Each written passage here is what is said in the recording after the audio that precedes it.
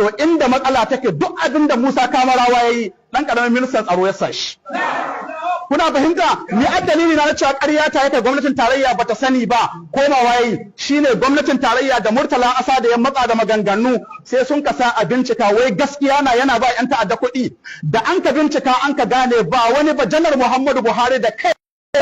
magana tana nan kuma zan sake ta duk duniya ta jiya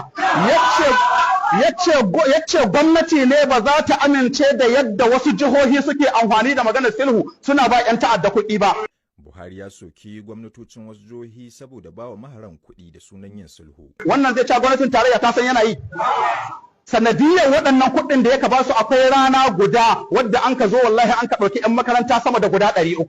Shi ma gwamnatin tarayya ta hito ta yi martani. Shugaban Najeriya Muhammadu Buhari ya ce gwamnatinsa ba za ta ba da kai ga masu aikata miyagun laifuka da ke cin zarafin 'yan makaranta da basu ji ba basu gani ba. Yana magana ne biyu bayan sace 'yan mata fiye da 300 daga wata makarantar kwana ta mata a jihar Zamfara da ke arewa maso yammacin Najeriya a ranar Juma'a. Buhari ya soki gwamnatocin wasu jihohi saboda bawa maharan kuɗi da sunan yin sulhu. Just last week. Duk zan saki martanunukan, to amma yanzu ba kotu za ana ba. To Murtala Asa da cikin shaidudduka ne Musa Kamarawa ya ce yana roƙo don girma Allah Malam Murtala Asa da ka sa ni cikin shaidun farko a Musa Kamarawa. Musa Kamarawa Murtala Asa da ya ji roƙonka amma dai ba shaidu na farko kake ba. Ina da shaidun farko kai na yadda in sa ka shaidu na biyu ko na uku kafin saura in sawo su amma dai shaidu na farko kun san ko wane ne wallahi dan karamin ministan tsaro cikin shaidu ku saurara cikin shaidun Murtala Asa da na cewa dan karamin ministan tsaro ya san waɗanda ka ɗaukan nauyin 'yan ta'adda kuma an yi mitin da shi da nuhin a yi sponsorin ɗin 'yan ta'adda a yi amfani da su don a yi siyasa wallahi akwai ɗan karamin ministan tsaro. Akwai magana ko babu? To ku bari in muku ishara. Ai in ba ku manta ba na yi shekaru ina maimaita ina ca cikin shaidun Murtala Asa da akwai ɗan ƙaramin ministan tsaro kun tuna? To mallamai manyan mallamai a ƙasar nan sun ka kai mai ziyara. Bayan sun kai mai ziyara kun san abin da ya faru? Wallahi sai Allah ya maci baki ne. Yace yana magana suturji yace suna tare da manyan mutane. Yace wallahi abin da sun ka shirya su za su yi amfani da matsalar tsaro don a kada APC duk wannan da maganar da ake lokacin yana PDP dan masu cewa ai ana yi na don a ji sheshe minista to kaga in ka ji mutum na faɗa haka jahili na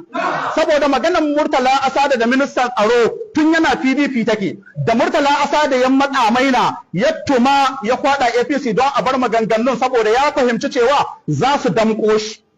To mallamai na sun ka taro a gabanai wallahi abin da ya ce musu suturji suna tare ya ce waɗannan mutanen suna tare da manyan mutane abinda mun ka shirya a yi amfani da matsalar tsaro don a kada APC saboda mun ga da matsalar tsaro an ka kada Jonathan ya ce wallahi rantsuwa yayi da Allah ina ba su cewa ya riga ya yi rantsuwa wallahi da shi an kai mitin ya ce wallahi abinda sun ka shirya kenan sai gashi kuma yanzu ya hito ya dawo APC. Mutane ne iya su suna tare da wannan mutane a kowane da ke so haka da kowane ke so a yi amfani da wanda dama domin wani PDP ko a san wani PDP biyu san tsarin da PDP ne da mutane da cewa zai amfani da rikin tsaro don a kare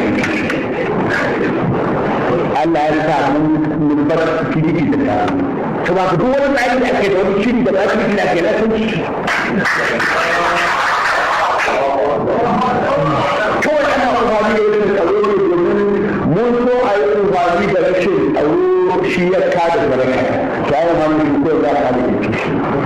wallahi ta ka tsara abin da tsarin muke na PDP shi muka shirya kuma duka yake da ake haifi. To kun ga ashe kenan ne ranar da duk Murtala Asada zai fara kai shaidu ba zuwan harko ba akwai mallamai karon harko kuma wallahi abin da zai baku mamaki cikin mallaman da ya yi taron da su wani yin rikodin ɗin ya kawo min